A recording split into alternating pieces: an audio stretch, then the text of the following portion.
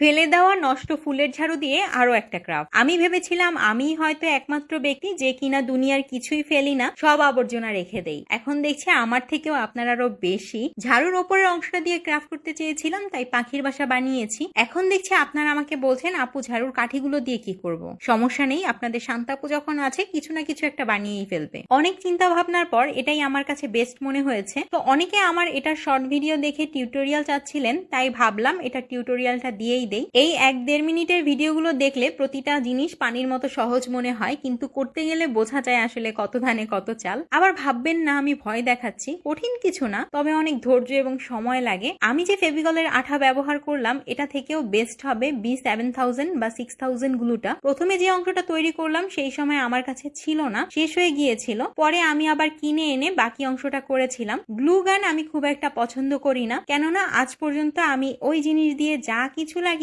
সবকিছুই খুলে পড়ে গিয়েছে, টেকসই হয় না খুব একটা। আমি জানি না কারোর সাথে এমন হয় কিনা, কিন্তু আমার গ্লু গান ব্যবহারের অভিজ্ঞতা একদমই ভালো না, তাই ইদানিং এটা ব্যবহার করা একদম ছেড়ে দিয়েছি। যার কারণে এখন B7000 বা 6000 গ্লুটা আমার কাছে খুব ভালো লাগে। এই আঠাটা না সুপার গ্লুর মতো খুব দ্রুত শুকিয়ে যায়, আবার এটা দিয়ে কিছু লাগালে সহজে খোলাও যায় না, এতটা টেকসই হয়। দেখলাম আপনারা অনেকেই আমার ক্রাফটের ভিডিওগুলোতে আঠার কথা জিজ্ঞেস করছেন, তাই আসলে ভালোভাবে বুঝিয়ে বললাম। আঠা ভালো হলে যে কোনো জিনিস খুব সহজে বানিয়ে ফেলা যায়। তো যাই হোক, আপনারা অনেকে আমার বানানো জিনিসগুলোর জন্য ইনবক্সে নক করে দাম জানতে চান, কিনতে চান। এগুলো হচ্ছে রিইউজ, ফেলে দেওয়া জিনিসটাকে নতুন ভাবে ব্যবহার করা। তো আমার কাছে কয়টা ঝাড়ু হয়, ধরেন 6 মাসে একটা, এসব একটা দুইটা জিনিস নিয়ে কি ব্যবসা করা যাবে? আর আমি যে পরিমাণ অলস, আমি এক একটা জিনিস অনেক দিন বসে বানাই। এই বাসাটাও 2 দিন লাগিয়ে বানিয়েছি। এখন ভাববেন আমার মতো এই ব্যক্তিকে দিয়ে কি হাতে বানানো জিনিস সেল দেওয়া সম্ভব? ভেবেছিলাম এই ভিডিওতে আর পাখি বানানো দেখাবো না, তারপর আবার ভাবলাম এই ভিডিওটা যদি